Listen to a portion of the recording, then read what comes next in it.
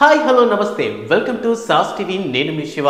So ఈసారి 2024లో రాబోతున్నటువంటి పెద్ద పండుగకి ముఖ్యంగా పండుగ అనేది ఒక రిలీజన్కి సంబంధించింది అయినప్పటికీ మనకి అంతకు మించిన పండుగ ఉందన్నమాట. అదే మూవీ రిలీజెస్. సో ఈ సంక్రాంతికి మన ముందరికి చాలా మంచి మంచి సినిమాలు అయితే రాబోతున్నాయి అనమాట. మనంగా లెక్కేసుకుంటే ఒక 4 సినిమాలు మన లిస్ట్లో ఉన్నాయి. దాంట్లో ఒక సినిమా యొక్క ట్రైలర్ ఈరోజు మనం చూసాం. ఈరోజు రిలీజ్ అయినటువంటి ఆ సినిమా ట్రైలర్ ఏంటో తెలుసా? సైంధవ్. విక్టరీ వెంకటేష్ నటించినటువంటి 75th ఫిల్మ్ ఇది. ఈ ట్రైలర్ ఎలా ఉంది, అసలు సైంధవ్ అంటే అసలు ఏంటి, ఆ సినిమా కాన్సెప్ట్ ఏంటి, డైరెక్టర్ ఎవరు, అండ్ మ్యూజిక్ బ్యాక్గ్రౌండ్ ట్రైలర్లో మనకు చూపించినటువంటి ఏమైనా హింట్స్ ఉన్నాయా, ఇటువంటి ఎన్నో ఇంట్రెస్టింగ్ ఫ్యాక్ట్స్ అయితే నేను మీ ముందరికి తీసుకొచ్చాను అనమాట. మరి ఇంకెందుకు ఆలస్యం, లెట్స్ స్టార్ట్ ద వీడియో.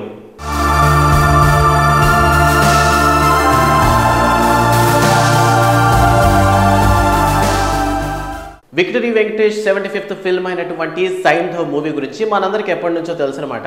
బేసిక్గా ఈ సినిమాను కూడా ఏంటంటే కాస్త పోస్ట్ పోన్ చేసుకుంటూ వచ్చారు. సో బేసిక్గా ఫస్ట్ అనుకుంటే ఏంటంటే చాలా త్వరగా రిలీజ్ చేద్దాం అనుకున్నారు. బట్ మన బిగ్గెస్ట్ సూపర్ హిట్ అయినటువంటి సలార్ సినిమా రిలీజ్ ఉండటం వల్ల సైంధవ్ సినిమాని అయితే కాస్త లేట్గా రిలీజ్ చేద్దాం అని మెంటల్గా ఫిక్స్ అయ్యారనమాట. సో అందువల్లనే సైంధవ్ సినిమా అనేది పోస్ట్ పోన్ అవుతూ మొత్తానికి January 14th మన ముందరకైతే రాబోతుంది. సో ఈ సినిమాకి సంబంధించినటువంటి ఒక ట్రైలర్ని అయితే రిలీజ్ చేశారనమాట. ఆ ట్రైలర్ అయితే మార్నింగ్ రిలీజ్ అయింది. ట్రైలర్ చూశాను, అద్భుతంగా అనిపించింది. సో ట్రైలర్లో అంటే ట్రైలర్ విషయానికి వచ్చేసరికి ట్రైలర్ ఎలా ఉంది అంటే స్టార్టింగ్ ఒక నార్మల్ కాన్సెప్ట్ కానీ నార్మల్ ఒక ఫ్యామిలీ మూవీగా ఓపెన్ అయినటువంటి ఒక సీన్ అయితే కనిపిస్తుంది అనమాట. సో ఒక చిన్న పాప, హీరో అండ్ హీరోయిన్, లైక్ ఒక క్యూట్ ఫ్యామిలీ అనిపించింది. సో ఇనిమాలో మనకి వెంకటేష్ గారు అంటే నార్మల్గా మనకి ఎలా ఉంటారంటే ఫ్యామిలీ అనగానే లైక్ కొంచెం చిన్నగా ఎక్స్పెక్ట్ చేసాము. బట్ ఓకే వాట్ ఎవర్, ఒక చిన్న ఫ్యామిలీ, క్యూట్ ఫ్యామిలీ లాగా మనకైతే స్టార్టింగ్ చూపించడం జరిగింది. అండ్ మిడిల్లోకి వచ్చేసరికి చిన్న పాప చాలా సంతోషంగా ఉంటుంది, ప్రతి దానికి సపోర్టివ్గా ఉంటుంది.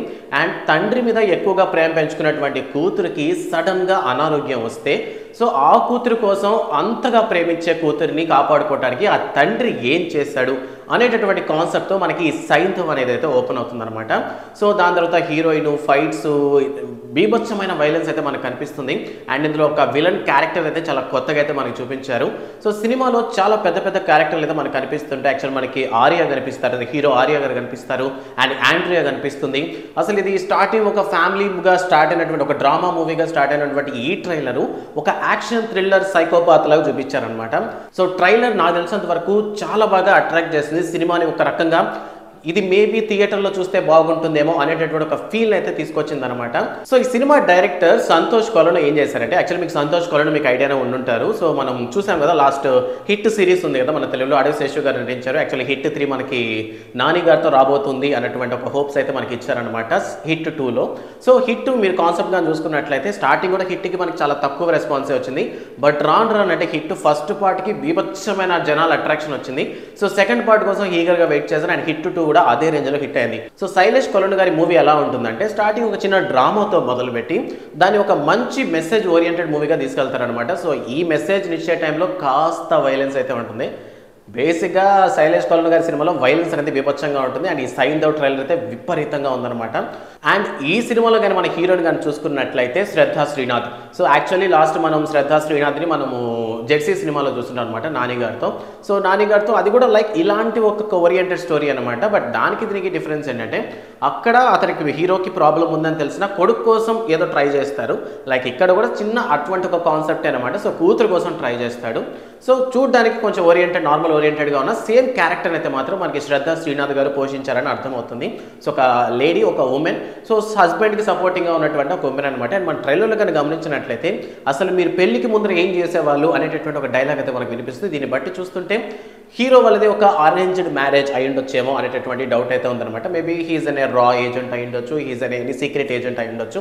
సో ఈ సినిమాకి సంబంధించినంత వరకు సైంధవ్గా వెంకటేష్ గారిని శైలేష్ కొలను గారు ఎలా తీర్చిదిద్దారు, ఎలా మార్పులు చేశారు, సో క్యారెక్టర్లో ఏమైనా వేరియేషన్స్ చూపించారా, కామెడీ అనేది సినిమాలో ఏ మూలైనా కనిపించనుందా లేదా అన్న విషయం మనం January 13th మన స్క్రీన్ మీద చూసి తెలుసుకోవాలన్నమాట.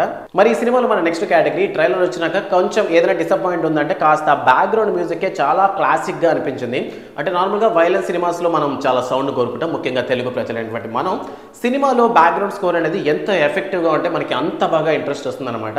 సో ఈ సినిమాకి సంబంధించిన వరకు బ్యాక్గ్రౌండ్ స్కోర్ మేబీ అంతగా సెట్ కాలేదేమో అనిపించింది. మేబీ ట్రైలర్ కదా, సో మేబీ సినిమాలో ఏమైనా బాగుండొచ్చేమో. అండ్ సాంగ్స్ కూడా ఇంకా పెద్దగా రిలీజ్ కాకపోయేసరికి చూడాలి. మేబీ ఇటువంటి సినిమాస్లో మన సాంగ్స్ మీద కంటే కూడా బ్యాక్గ్రౌండ్ స్కోర్ మీద అయితే ఎక్కువ కాన్సన్ట్రేషన్ చేస్తారు. చేస్తాం.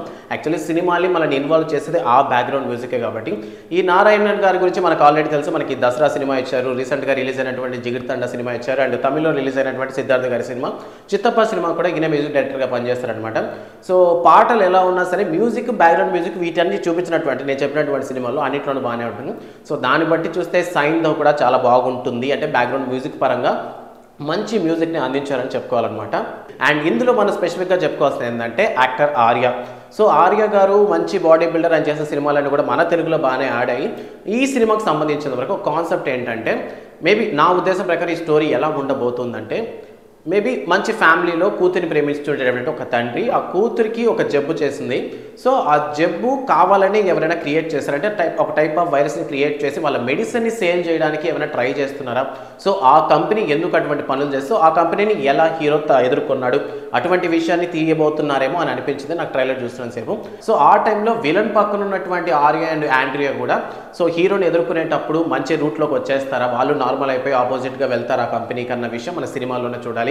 నాకు ట్రైలర్ చూస్తే ఇటువంటి ఒక స్టోరీ లైన్ అయితే నాకు అనిపించింది అనమాట. సో మీకేం కనిపించింది అనే విషయాన్ని కామెంట్ సెక్షన్లో మెన్షన్ చేయండి. అండ్ మర్చిపోకుండా సైంధవ్ సినిమాని పైరసీలు ఎంకరేజ్ చేయకుండా థియేటర్లో చూడడానికి ట్రై చేయండి. Because of violence movies maximum థియేటర్లోనే బాగుంటాయి అనమాట. సో ఇది ఇవాల్టి అప్డేట్. మరో అప్డేట్తో మీ ముందుకు వస్తాడు శివ. Thanks for watching.